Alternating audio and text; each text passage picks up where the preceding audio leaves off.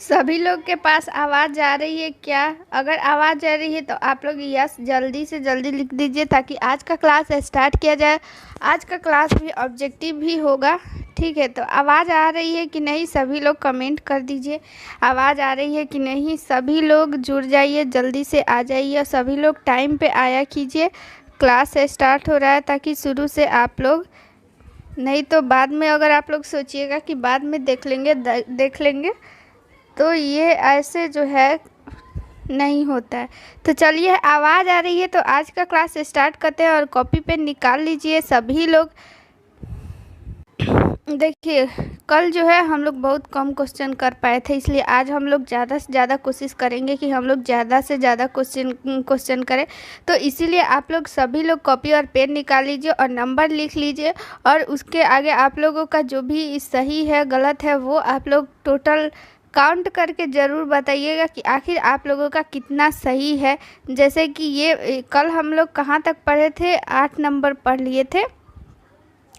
चलिए ठीक है ठीक है ठीक है, सभी लोग को गुड इवनिंग गुड इवनिंग। अब ये गुड इवनिंग बंद कीजिए और क्लास को स्टार्ट करते हैं। 9 नंबर से आज हम लोग स्टार्ट करेंगे, 9 नंबर से पढ़ लेंगे। इसलिए आप लोग 9 नंबर कॉपी पेन निकाल लिए हैं तो 9 नंबर देकर ऐसे डैश दीजिएगा और कितना ये सही आप लोगों का आंसर है तो सही कर दीजिएगा। 10 नंबर मान लीजिए है तो आपका गलत कर दीजिएगा।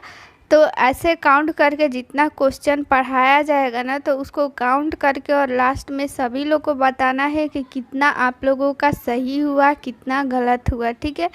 आप लोगों का लास्ट में आंसर सबका चेक करेंगे किनका कितना आंसर सही हुआ है। इसीलिए आप लोग सभी लोग काउंट करके ज़रूर बताएंगे और सही से ज़्यादा सही आंसर देने के लिए आप लोग कोशिश करेंगे। चलिए क्लास को हम लोग स्टार्ट करते हैं। देखिए कल जो है हम लोग थोड़ा ज़्यादा ही डिटेल में पढ़ लिए थे तो इसलिए कम क्वेश्चन हो पाया था। आज ज़्यादा से ज़्यादा कोशिश करेंगे कि हम लोग ज़्यादा से ज़्यादा क्वेश्चन को करें, ठीक है? आज कोई दिक्कत नहीं होने वाली है, आज हम लोग कोशिश करेंगे ज़्यादा से ज़्यादा क्वेश्चन करें, ठीक है? जहाँ पे भी आप लोग समझ में नहीं आएगा तो आप लोग जो है कमेंट कर दीजिएगा, कमेंट हम देख रहे हैं, ठीक है? चलिए देखिए क्वेश्चन क्या बोल रहा है। गर्भावस्था के दौरान रक्त की मात्रा में कुल वृद्धि लगभग होती है, यानी कि क्वेश्चन ये बोल रहा है कि पूरे गर्भावस्था के दौरान रक्त में कितनी वृद्धि होती है, ठीक है? रक्त में वृद्धि होती है तो वो कितनी होती है, 100 ml, 2000 की, 150 की, 1500 की या फिर 500 ml? क्या होगा इसमें से राइट आंसर? सभी लोग जो है इसमें आंसर नहीं देंगे, अपने कॉपी में आंसर जो है लिखेंगे और फिर सही और गलत आप लोग बताएंगे कि आप लोग उसमें कॉपी में टिक लगा लीजिएगा कि आप लोग का सही ये आंसर हुआ है कि गलत, ठीक है?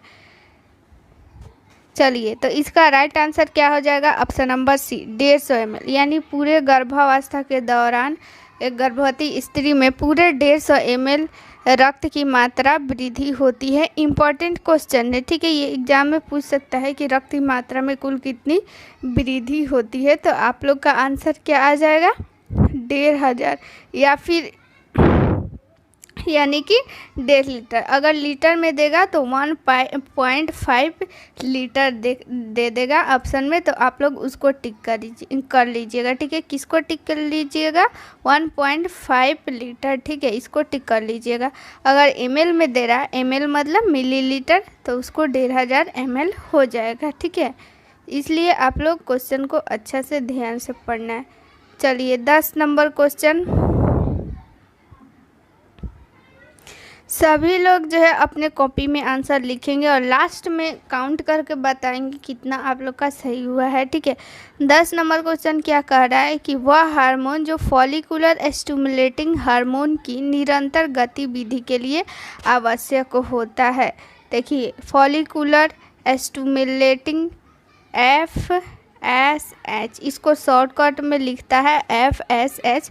तो यही क्वेश्चन पूछ रहा है कि FSH की गतिविधि के लिए कौन सा हार्मोन आवश्यक होता है, यानी कि FSH को जो है कौन कंट्रोल करता है या फिर इसके कारण से ये स्रावित होता है, तो ये 4 ऑप्शन दिया गया है। इन चारों में से आप लोग बताइए कि FSH जो गति करता है यानी कि काम करता है, तो वो किस हार्मोन के कारण काम करता है।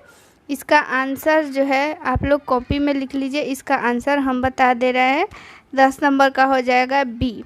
ठीक है, एस्ट्रोजन हार्मोन। एस्ट्रोजन जो हार्मोन होता है वो FSH जो हार्मोन होता है, एस्ट्रोजन हार्मोन के कारण ही ये गति कर पाता है यानी काम कर पाता है।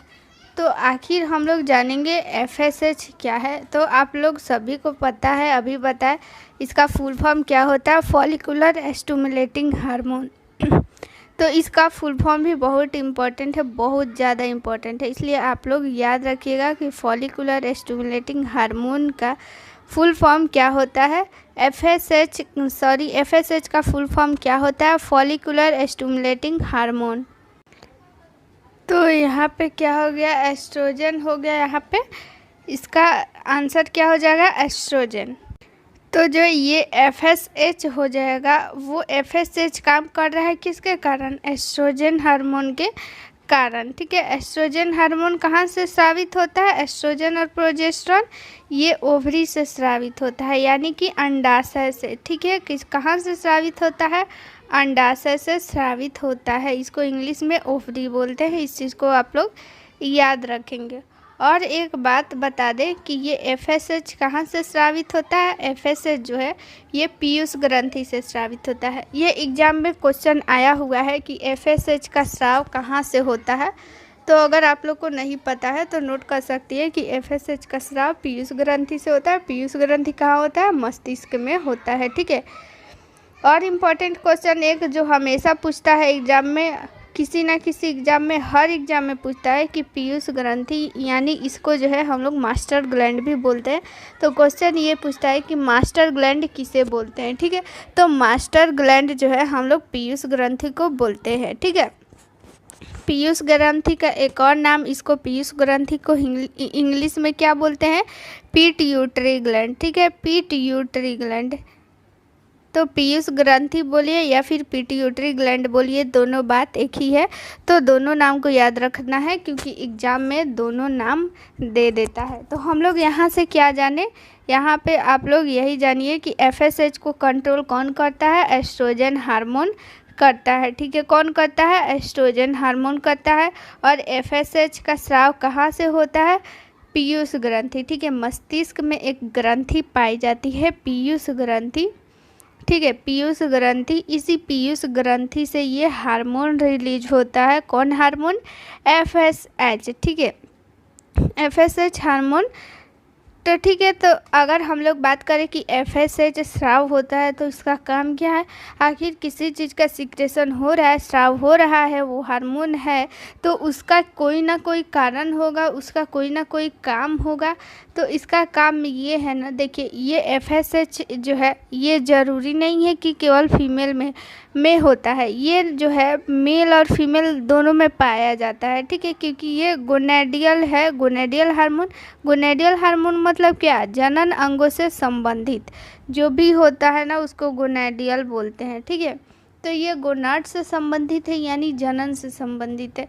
तो जनन का काम तो दोनों में आता है, इसलिए ये मेल और फीमेल में दोनों में पाया जाता है FSH। लेकिन मेल में इसका अलग काम होता है, फीमेल में अलग काम होता है। ठीक है, किसका है, FSH का।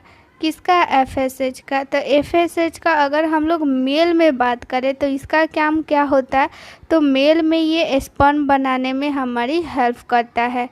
कौन, FSH। अगर हम लोग फीमेल की बात करें कि फीमेल में क्या काम करता है, तो फीमेल में यानी कि महिला में ये अंड जनन में मदद करता है, यानी कि अंडा बनने में, उसके विकास वृद्धि में। ठीक है, अंडा का वृद्धि और विकास में मदद करता है। कौन मदद करता है, FSH। ठीक है, तो चलिए एक बार और ओवरऑल बता देते हैं FSH के बारे में पूरा अच्छा से आप लोग ध्यान से सुनिए। अगर आप लोगों को कुछ भी नोट करना है ना तो क्लास के बाद अच्छा से नोट कर लीजिएगा, क्योंकि अभी नोट कीजिएगा तो फिर जो है क्लास डिस्टर्ब हो जाएगा। क्वेश्चन कम कर पाएंगे, क्योंकि लिखवाएंगे तो धीरे धीरे लिखवाएंगे तो उसमें टाइम पास हो जाता है। इसीलिए आप लोग को अगर कोई भी इम्पोर्टेंट चीज़ है तो आप लोग अभी भी लिख लीजिए या फिर क्लास के बाद भी उसको नोट कर सकती हैं, नहीं तो लिखने में ज़्यादा टाइम वेस्ट हो गया था। कल ऐसे ही हुआ था, बहुत कम क्वेश्चन नहीं पढ़े थे, लेकिन उसके अलावा हम लोग बहुत ऐसा एक्स्ट्रा फैक्ट पढ़े थे। वो 8 क्वेश्चन नहीं था, वो 8 क्वेश्चन के बदले हम लोग 80 क्वेश्चन पढ़े थे, ठीक है। तो आज हम लोग ज़्यादा से ज़्यादा क्वेश्चन को रीड करने की कोशिश करेंगे, उसको समझने की कोशिश करेंगे। तो चलिए एफएसएच के बारे में फिर से हम लोग जानेंगे कि एफएसएच को कंट्रोल कौन करता है। एस्ट्रोजन। जैसे आप लोगों को कौन कंट्रोल करते हैं? आप लोगों के मम्मी पापा, उन्हीं के बस में आप लोग रहते हैं, उन्हीं का आप लोग हर बात मानती है। जो वो लोग बोलते हैं वही आप लोग करते हैं, भले ही करें या नहीं, लेकिन ये बात फैक्ट है ना कि आप लोग उन्हीं का बात मानती हैं। तो वैसे ही जो एफएसएच है ना, वो एस्ट्रोजन का बात मानता है, यानी एस्ट्रोजन के कारण ही इसका लेवल कंट्रोल रहता है। यानी कि एफएसएच किसके कंट्रोल में रहता है? एस्ट्रोजन हार्मोन के कंट्रोल में करता है। भले ही एस्ट्रोजन कहाँ से स्रावित होता है? ओवरी से, यानी कि अंडाशय से स्रावित होता है, लेकिन एफएसएच कहाँ से स्रावित होता है? पीयूष ग्रंथि से स्रावित होता है। कहाँ से स्रावित होता है? पीयूष ग्रंथि से स्रावित होता है। पीयूष ग्रंथि को हम लोग क्या बोलते हैं? मास्टर ग्लैंड भी बोलते हैं। क्या बोलते हैं? मास्टर ग्लैंड भी बोलते हैं, ठीक है। पीयूष ग्रंथि का एक और क्या नाम है? आप लोग जल्दी से कमेंट कीजिए। तो अभी बताया है, पीयूष ग्रंथि का एक और क्या नाम है? जल्दी से कमेंट करके बताइए, आप लोगों को याद है कि नहीं। बहुत सही आंसर है पिट्यूटरी ग्लैंड, ठीक है। सभी लोग का आंसर आ रहा है पिट्यूटरी ग्लैंड। तो चलिए, सभी लोग बोल रहे हैं तो हमको अभी याद नहीं है, लेकिन आप लोग बोल रही हैं, इसलिए हम मान लेते हैं कि पीयूष ग्रंथि का क्या है? पीयूष ग्रंथि का नाम ही पिट्यूटरी ग्लैंड है, ठीक है। चलिए, तो और क्या बोल रहे थे? हाँ, एफएसएच का काम क्या है? ये मेल में क्या करता है? स्पर्म बनाने का काम करता है, और फीमेल में क्या करता है? ये अंड बनाने में, यानी एग बनाने में मदद करता है। चलिए अगला क्वेश्चन देख लेते हैं। अगला क्वेश्चन हमारा 11 नंबर क्वेश्चन क्या बोल रहा है, इसको जूम कर देते हैं। चलिए, दिख रहा है आप लोग को क्वेश्चन? चलिए 11 नंबर क्वेश्चन, गर्भावस्था के दौरान हार्मोन उत्पादन के पावर हाउस के रूप में कार्य करने वाली संरचना है। यानी कि क्वेश्चन क्या बोल रहा है कि जब कोई लेडी प्रेग्नेंट हो जाती है तो वो किस अवस्था में चली जाती है? गर्भावस्था में चली जाती है, ठीक है। किस अवस्था में चली जाती है? गर्भावस्था में चली जाती है। तो वही पूछ रहा है कि गर्भावस्था के दौरान हार्मोन उत्पादन के पावर हाउस के रूप में कौन कार्य करता है? यानी कि हार्मोन का पावर हाउस किसको बोलेंगे हम लोग? कार्पस ल्यूटियम को बोलेंगे, कि नाल को बोलेंगे, कि गर्भाशय को, कि स्तन को? तो इसमें से क्या राइट आंसर हो जाएगा? सभी लोग राइट आंसर इसका बताएंगे। 11 नंबर का राइट आंसर क्या हो जाएगा? देखिए, बहुत लोग का आंसर कार्पस ल्यूटियम आ रहा है, गर्भाशय आ रहा है, नाल आ रहा है, तीनों आंसर आ रहा है। तो तीनों आंसर कैसे होगा? देखिए, आप लोग तुक्का नहीं लगाइए, जिनको भी पता है वही लोग आंसर बताइए, ठीक है। तो इसका राइट आंसर हो जाएगा नाल। तो देखिए, नाल जो होता है ना, उसको हार्मोन का पावर हाउस बोलते हैं, ठीक है। इम्पॉर्टेंट क्वेश्चन है, एग्जाम में आ सकता है कि हार्मोन का पावर हाउस किसे बोलते हैं? तो हम लोग नाल को बोलते हैं। नाल मतलब क्या? देखिए, गर्भनाल को बोल रहा है, ठीक है। किसको बोल रहा है? गर्भनाल को। देखिए, ये जो है बच्चा है, ये बच्चा हो गया, ठीक है। ये इसका मुंह हो गया, ये इसका पूरा बॉडी हो गया, और इससे इसके नाभि से क्या जुड़ा रहता है? गर्भनाल ही ना जुड़ा रहता है, और इधर यहाँ पे प्लेसेंटा रहता है, ठीक है। क्या रह गया? ये प्लेसेंटा। इसका हाथ पैर भी बना देते हैं। चलिए, हो गया। तो ये जो प्लेसेंटा है, प्लेसेंटा और ये भ्रूण हो गया, ठीक है। क्या हो गया? ये भ्रूण हो गया। तो ये प्लेसेंटा और ये भ्रूण किससे जुड़े रहते हैं? नाल से ही जुड़े रहते हैं, ठीक है। इसको गर्भनाल भी बोलते हैं। तो इसी गर्भनाल से क्या होता है ना, इसी गर्भनाल से ही मतलब प्रेगनेंसी के दौरान ज़्यादा हार्मोन जो होती अधिकतर हार्मोन नाल से ही स्रावित होता है, इसीलिए इस गर्भ नाल को हम लोग हार्मोन का पावर हाउस बोलते हैं। किसको बोलेंगे? हार्मोन का पावर हाउस बोलेंगे नाल को। ठीक है, ये क्वेश्चन आप लोग को समझ में आ गया। देखिए सारा जो है ऑप्शन को डिफाइन करेंगे ना तो बहुत टाइम लग जाएगा। जैसे अब आगे कार्पस ल्यूटियम आएगा तो उसके बारे में हम बता देंगे, लेकिन जो भी इसमें ऑप्शन में अगर जो है इम्पोर्टेंट क्वेश्चन है तो उसके बारे में बता देंगे। कल ऐसे ही हुआ था, सारा जो है ऑप्शन डिफाइन कर रहे थे जिसके कारण बहुत कम क्वेश्चन हो पाया था। आज भी बता देंगे ऑप्शन के बारे में जो भी इम्पोर्टेंट रहेगा। हालांकि जो क्वेश्चन यहाँ पे है उसको आप लोग को एकदम डिटेल में बताया जाएगा, उससे रिलेटेड कोई भी आप लोगों को कन्फ्यूजन नहीं रहेगा। लेकिन अगर एक एक करके सारा ऑप्शन अगर डिटेल में बताएंगे ना तो वो कल का हाल हो जाएगा। कल हम लोग केवल 8 ही क्वेश्चन कर पाए थे, तो इसीलिए हम लोग आज का जो क्वेश्चन पढ़ेंगे बहुत डिटेल में पढ़ेंगे और जो भी क्वेश्चन में इम्पोर्टेंट रहेगा उसको बता देंगे। तो देखिए यहाँ पे हम लोग नाल तो पढ़ ही लिए हैं, कार्पस ल्यूटियम आगे आने वाला है। स्तन को तो आप लोग जानती ही हैं, गर्भाशय का बारे में भी जानती हैं, गर्भाशय के बारे में भी आएगा। तो आगे हम लोग क्वेश्चन में अभी आएगा डिटेल में, तो वहाँ पर हम लोग जान लेंगे। तो फिलहाल हम लोग अभी क्या जाने कि हार्मोन का पावर हाउस किसे बोला जाता है? नाल को। आप लोग ज़रूर से ज़रूर याद रखिएगा कि नाल को हार्मोन का पावर हाउस बोलते हैं। ये क्वेश्चन आप लोग को समझ में आया कि नहीं? जल्दी से कमेंट कीजिए तो, ताकि अगला क्वेश्चन हम लोग 12 नंबर क्वेश्चन पढ़ेंगे। सभी लोग अपना अपना आंसर दीजिए कि आप लोगों को समझ में आ रहा है कि नहीं। चलिए समझ में आ गया तो चलिए 12 नंबर क्वेश्चन पढ़ते हैं। 12 नंबर क्वेश्चन क्या कहता है कि एचसीजी का प्रमुख जैविक कार्य क्या है? ये जैविक वैविक आप लोग इसको इग्नोर कीजिए और सिर्फ ये आप लोग बताइए कि इस चारों ऑप्शन में से एचसीजी का कार्य क्या है, यानी एचसीजी के बारे में क्या सही है। तो देखिए ये क्वेश्चन बोल रहा है कि गर्भावस्था के 6ठे सप्ताह तक कार्पस ल्यूटियम का रखरखाव करना, कि मातृ थायराइड ग्रंथि को उत्तेजित करना, स्तन के आकार में वृद्धि, योनि की अतिवृद्धि। तो इसमें से इसका काम क्या है? एचसीजी का काम क्या है? तो इसका आप लोग आंसर बताइए तो जल्दी से सभी लोग आंसर बताएंगे।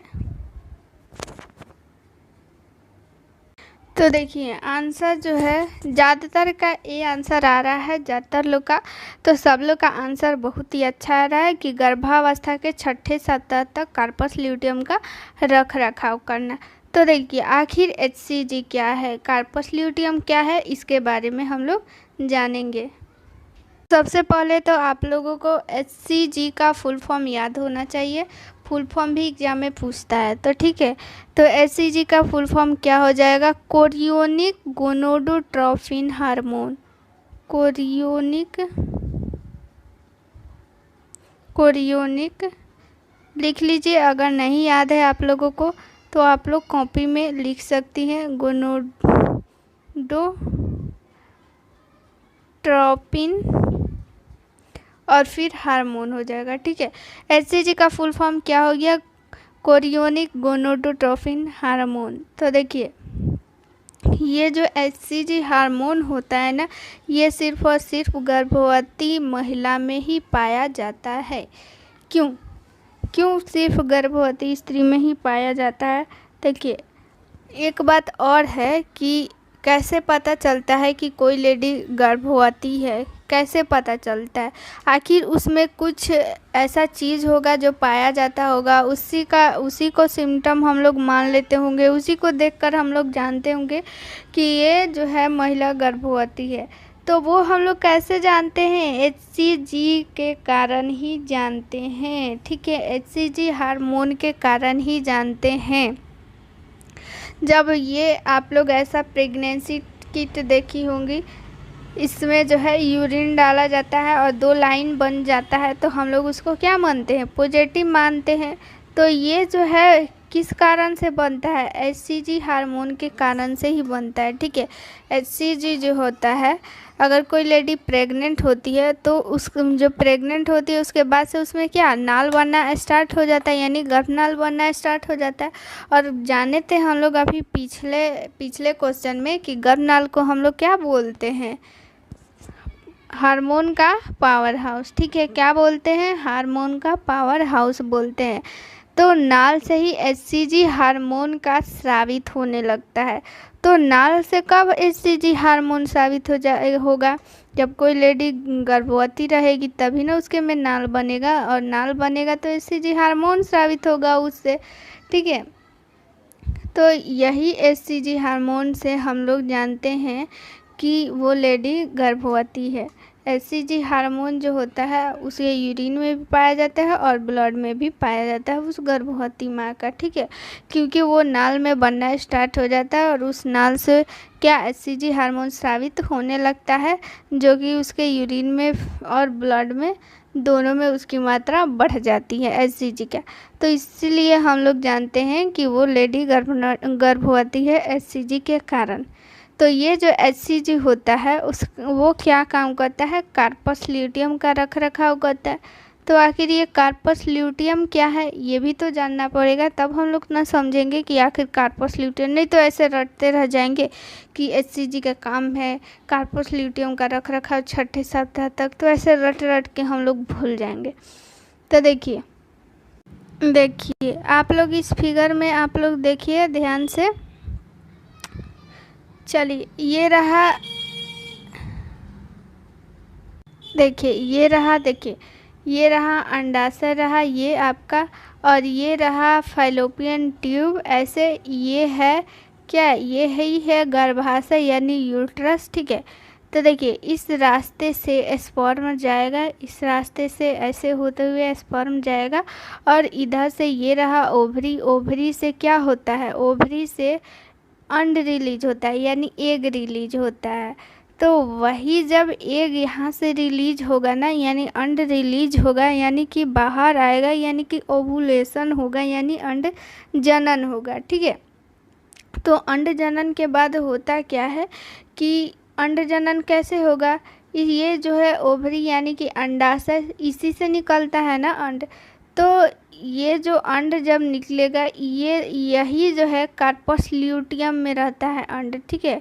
उसी से अंड निकलता है। ये कार्पस ल्यूटियम किस में रहता है? अंडाशय में रहता है, और इसी अंडाशय में क्या रहता है? अंड रहता है। और वो जो अंड जब बाहर जब अंड वो टूटकर बाहर निकलता है ना, जब इस अंडाशय से वो बाहर निकलता है, अंड बाहर निकलता है, तो कार्पस ल्यूटियम बच जाता है सिर्फ और सिर्फ, और अंड क्या होता है? बाहर निकल जाता है। देखिए एक बार और समझिए इसको जूम कर देते हैं। अभी फ़िलहाल इस फिगर को हम लोग को ज़रूरत है तो इसी को जूम कर देते हैं। चलिए देखिए ये रहा ओवरी। ओवरी से क्या होगा? एग रिलीज होगा। तो ये जो है एग है इसके अंदर, ठीक है। ओवरी में एक जो है ऐसा डिब्बा जैसा रहता है, इसमें अंदर एग रहता है। ये एग जो है प्रत्येक महीना एक एग रिलीज होता है, तो इससे निकल जाएगा जब अंड ना, तो ये जो ऊपर वाला जो बच जाता है उसी को हम लोग कार्पस ल्यूटियम बोलते हैं, ठीक है। उसको क्या बोलेंगे हम लोग? Corpus luteum. यही कार्पस ल्यूटियम जो है क्या करेगा ना कि एस्ट्रोजन और प्रोजेस्टेरोन हार्मोन को स्रावित करता है, ठीक है। क्या करता है? एस्ट्रोजन और प्रोजेस्टेरोन हार्मोन को स्रावित करता है। कब तक करता है? जब तक कि नाल बन नहीं जाए, गर्भनाल बन नहीं जाए, ठीक है। और गर्भनाल जैसे ही बन जाता है उसके बाद इसका काम ख़त्म हो जाता है, ठीक है। उसके बाद ये जो है एस्ट्रोजन और प्रोजेस्टेरोन हार्मोन स्रावित करना बंद कर देता है। क्यों? क्योंकि उस समय जो नाल हम लोग का बन गया तो उस नाल से भी एस्ट्रोजन और प्रोजेस्टेरोन हार्मोन स्रावित होना शुरू कर देता है, ठीक है। तो हम लोग क्या जाने कि ये रहा ओवरी। ओवरी से अंड रिलीज हुआ ऐसे, और फिर जो है अंड रिलीज होने के बाद वो जो बच जाता है ऊपर वाला उसका, तो उसी को हम लोग क्या बोलते हैं, उसी को कार्पस ल्यूटियम बोलते हैं। क्या बोलेंगे, कार्पस ल्यूटियम बोलेंगे। ठीक है, यही कार्पस ल्यूटियम आगे चलकर एस्ट्रोजन और प्रोजेस्टेरोन हार्मोन स्रावित करता है। ठीक है, जब तक स्रावित करता है, कब तक स्रावित करता है, सभी लोग कमेंट कीजिए। तो कार्पस ल्यूटियम जो है कब तक एस्ट्रोजन और प्रोजेस्टेरोन हार्मोन को स्रावित करता है। तो बहुत अच्छा, सबका आंसर आ रहा है, जब तक नाल नहीं बन जाए। देखिए मिडवाइफरी जो है बहुत ही इम्पोर्टेंट सब्जेक्ट है। इसको आप लोग अच्छा से पढ़िएगा, क्योंकि आप सभी को पता है मिडवाइफरी से कितना इम्पोर्टेंट क्वेश्चन पूछा जाता है। और सबके मुकाबले ये मिडवाइफरी थोड़ा सा मतलब कि उस सब से थोड़ा सा हार्ड है, तो इसलिए हम लोग इसको थोड़ा अच्छा से ध्यान से पढ़ेंगे, क्योंकि ज़्यादा क्वेश्चन मिडवाइफरी से ही पूछता है। तो देखिए हम लोग क्या जान गए कि एचसीजी का काम क्या है, तो कार्पस ल्यूटियम का रख रखाव करना। ठीक है, कार्पस ल्यूटियम का रख रखाव करना किसका काम है, एचसीजी का काम है। ठीक है, चलिए समझ में आया कि नहीं, जल्दी से आप लोग कमेंट कीजिए कि 12 नंबर क्वेश्चन आप लोग को समझ में आया कि नहीं। चलिए एक बार और बता देते हैं। देखिए एचसीजी यहाँ पे क्वेश्चन क्या बोल रहा है कि एचसीजी का जैविक कार्य क्या है, यानी एचसीजी का काम क्या है, कार्पस ल्यूटियम का रख रखाव। तो यहाँ पे हम लोग जाने थे कि एचसीजी का फुल फॉर्म क्या होता है, कोरियोनिक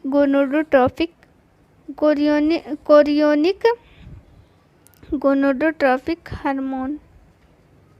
ठीक है, इसका फुल फॉर्म हो गया। उसके बाद हम लोग जाने थे कि एचसीजी का काम क्या हो गया, कार्पस ल्यूटियम। कार्पस ल्यूटियम क्या है, जैसे ही ओवरी से एग रिलीज होता है और उसके साथ जो है एग रिलीज के बाद क्या होता है, ओव्यूलेशन के बाद क्या होता है, जो टूट जाता है ओव्यूलेशन के बाद, टूटे हुए जो ग्राफियन कूप होता है उसको हम लोग ग्राफियन कूप बोलते हैं। जब वो टूट जाता है ना, तो उसको हम लोग क्या बोलते हैं, ओव्यूलेशन के बाद जब अंड निकलेगा उसमें से, तो ये क्या हो जाता है, ये रैप्चर हो जाता है, ये टूट जाता है, तो इसको हम लोग बोलते हैं ग्राफियन कूप। यही ग्राफियन कूप को आगे चलकर जब ये टूट जाता है तो उसको हम लोग कार्पस ल्यूटियम बोलते हैं। जब तक कि उसमें अंड है उसको हम लोग क्या बोलते हैं, ग्राफियन कूप। ठीक है, इस ग्राफियन कूप में क्या रहता है, अंड रहता है। यही अंड जब टूट जाता है तो उस ग्राफियन को हम लोग कार्पस ल्यूटियम बोलते हैं। और ये कार्पस ल्यूटियम क्या करता है, कार्पस ल्यूटियम एस्ट्रोजन और प्रोजेस्टेरोन हार्मोन को स्रावित करता है। आप सभी को पता है कि एस्ट्रोजन और प्रोजेस्टेरोन हार्मोन बहुत इम्पॉर्टेंट है। प्रोजेस्टेरोन मतलब प्रेगनेंसी के टाइम तो बहुत ही इम्पॉर्टेंट है, इसका बहुत इम्पॉर्टेंट रोल है। ठीक है, आगे हम बताएंगे। तो फिर से बता दिए, 2-3 बार इस क्वेश्चन को बता दिए, तो अभी भी आप लोग को समझ में आया कि नहीं।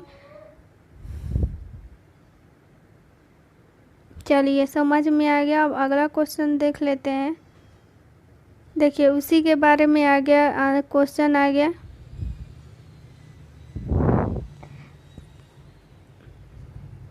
तो आप लोग इसका आंसर ज़रूर बताइएगा, क्योंकि इसका आंसर जो है हम पिछले ही क्वेश्चन में बता दिए। तो इसका आंसर तो सभी का आना चाहिए, सही आंसर होना चाहिए। अगर जिनका भी नहीं आएगा ना तो आज पिटाई खाएंगे, मार खाएंगे, जिनका भी आंसर गलत आएगा। चलिए क्वेश्चन क्या बोल रहा है कि ह्यूमन कोरियोनिक गोनोडोट्रोपिन का काम क्या है, यानी एचसीजी का काम क्या है। ठीक है, तो चलिए ऑप्शन पढ़ लेते हैं। गर्भावस्था के 6ठे सप्ताह तक कार्पस ल्यूटियम का रख रखाव करना, यह टेस्टोस्टेरोन का उत्पादन करने के लिए पुरुष भ्रूण की लैंडिंग कोशिकाओं को उत्तेजित करता है। दूध का उत्सर्जन करना कि ए एवं बी।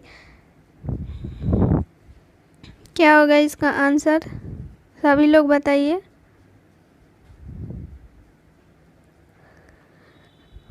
आंसर ए आ रहा है, बी भी आ रहा है, डी भी आ रहा है। तो तीनों को सही मान लिया जाए क्या, कोई एक ही ना होगा, ए या बी या फिर सी या फिर डी। तो देखिए इसका राइट आंसर क्या हो जाएगा, ऑप्शन नंबर डी होगा। अभी पिछले क्वेश्चन में बताए थे आप लोगों को, तो स्पर्म बनने या फिर टेस्टोस्टेरोन का उत्पादन करना, ये सारा करना किसका काम है, कौन मदद करता है करने में, human chorionic gonadotropin hormone HCG। और फिर ये टेस्टोस्टेरोन में भी उत्पादन में मदद करता है। तो इसका राइट आंसर हो जाएगा ऑप्शन नंबर डी। ठीक है, चलिए अगला क्वेश्चन देख लेते हैं।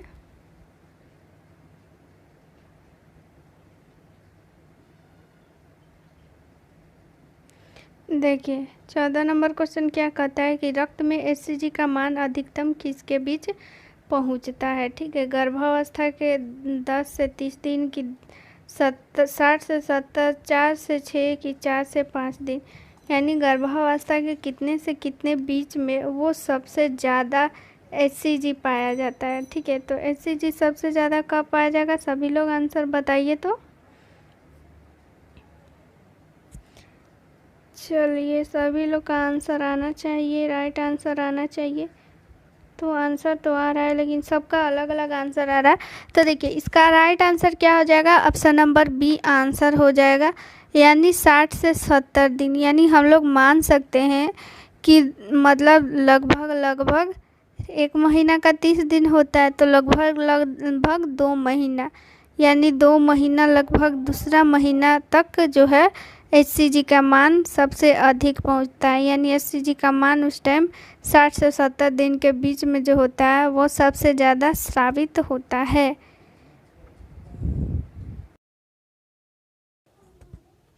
अगला क्वेश्चन देख लेते हैं जल्दी से। तो देखिए अगला क्वेश्चन क्या बोल रहा है, 15 नंबर क्वेश्चन आ गया।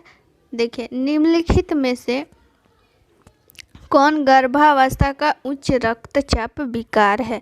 उच्च रक्तचाप मतलब ब्लड प्रेशर। ठीक है, यहाँ पे रक्तचाप होगा, यहाँ पे टाइपिंग मिस्टेक है, तो इस चीज़ को आप लोग याद रखिएगा कि ये क्वेश्चन ये बोल रहा है कि इस चारों विकार में से किस विकार में ब्लड प्रेशर जो होता है वो हाई हो जाता है। ठीक है, तो हमारा ऑप्शन नंबर फर्स्ट है एक्लेम्सिया, प्लेसेंटा प्रीविया, हाइपरमेसेसी ग्रेविडरम की अस्थानिक गर्भावस्था।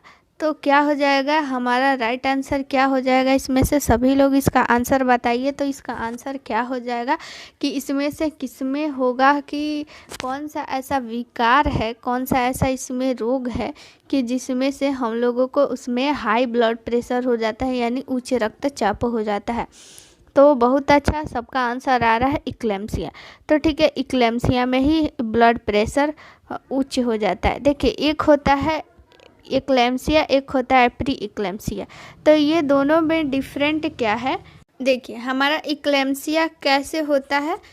देखिए प्री इक्लेम्सिया में क्या होता है ना, उसमें भी बीपी हाई हो जाता है। ठीक है, बीपी हाई हो जाता है और प्रोटीन यूरिया में जो है वो प्रोटीन की मात्रा बढ़ जाती है। ठीक है, यानी प्रोटीन यूरिया हो जाती है और साथ में क्या होता है ना, सूजन आ जाती है, यानी हाथ पैर कहीं पे भी सूजन हो जाती है, यानी कि इडिमा हो जाता है। ठीक है, ये सारा चीज़ लक्षण किस में होता है, प्री इक्लेम्सिया।